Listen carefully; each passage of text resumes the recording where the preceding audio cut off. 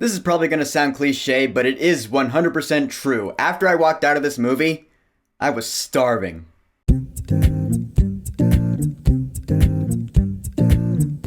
The Menu. So The Menu is a dark comedy, horror, thriller. Is it a horror? Is it a thriller? I've heard people call it both. We have a couple, Margot and Tyler, played by Anya Taylor-Joy and Nicholas Hoult.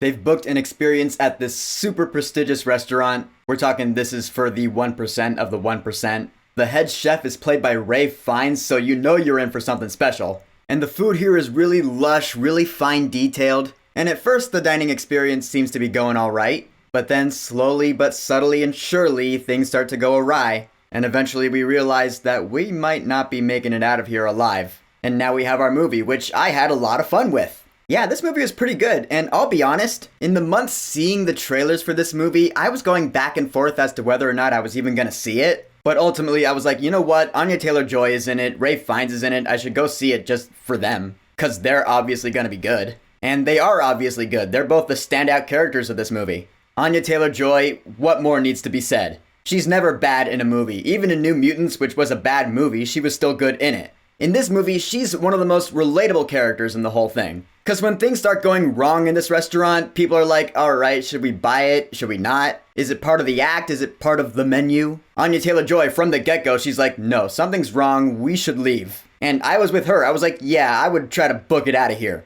I want to live! Whoa, geez, Kent, but yeah, you nailed it.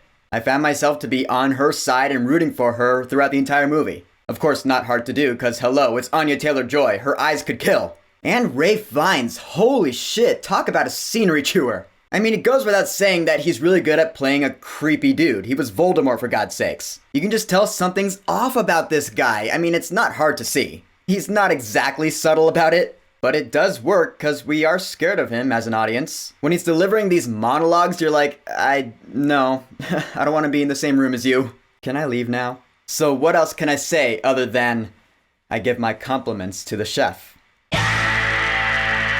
But other than him and Anya Taylor-Joy, we have some other big names in this movie. Like I said, Nicholas Hoult is in it. He plays the big-time fan of Ralph Fiennes' character. And so since he's such a fan, he goes along with the weird act almost to a naive degree. You're like, dude, you can't seriously be buying all of this, right? John Leguizamo's in the movie. He provides some pretty funny comic relief at times. Because really we have this group of like 20 people. They're all the really wealthy kind, so to see how the different people react to what's going on, yeah, there is some social commentary in there. But really, I saw it as more of a character study movie, which might mean the same thing. It was interesting to see how these different people react to the chaos that's about to ensue. It kind of reminded me of Titanic in that sense. Some people are going to be like, this is freaking me out, I want to go. Others will be like, no, it's all fine, it's all part of the act, it's all part of the menu.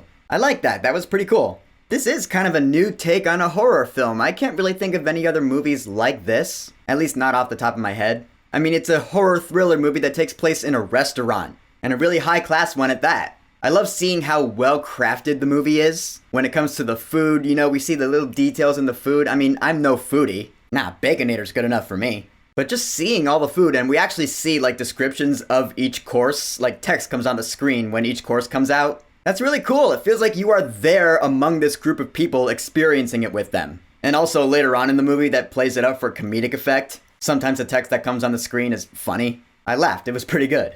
And then eventually when the movie flips at 180 and becomes a thriller, there are plenty of moments with solid tension. It's unpredictable. You're like, I don't know who's gonna live and who's gonna die. I mean, the reason I was really gripped to it was for Anya Taylor-Joy's character. You don't really care about anyone else, but even so, the tension building, the atmosphere and tone, it's really well done in this movie. It does hold your interest. Couple of gripes I do have about this movie though. The chef and the crew of this restaurant, they have like leverage over the guests. They can hold things over them and see like, hey, we have blackmail on you. The movie never really explains how they got that information. Like what? How do you know that about them? Seriously, like what? You have spies in the real world? What? I say real world as if this restaurant were in a pocket dimension or something. You know what I mean.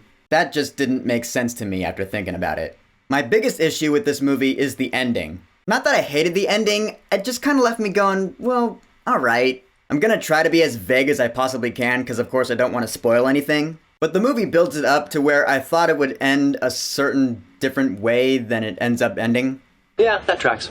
So when the movie does end, I was like, oh, Alright, it's anticlimactic, that's really what it is. And the score, while good, didn't blow my mind. I mean, there's a lot of cool dissonant strings in there, but I've heard stuff like that before in other thriller horror movies. And even in like the earliest parts of the movie, we start to hear that dissonance in the score, so we're like, alright, something's off. Like even before the weird stuff starts happening, which kind of bummed me out because I was like, oh, okay, so we know weird stuff's gonna start happening even before it starts happening. I wish they'd have saved that for when the weird stuff started happening, you know what I mean? You gotta catch us by surprise. But honestly, that's just a nitpick.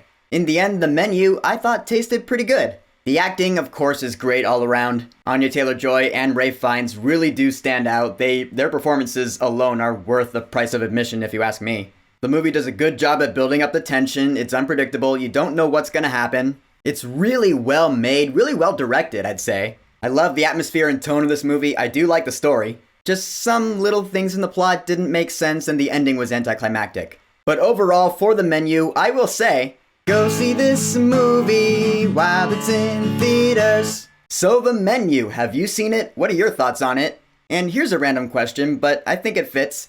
What's your favorite food? Mine? Pizza. Been my favorite food for as long as I can remember.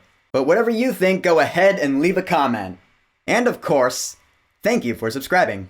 Now if you'll excuse me, I gotta get back to Pokemon Violet, which is out now. Pretty fun so far, but the graphics, oh my god, what a disaster. I hope they patch that up soon. Peace!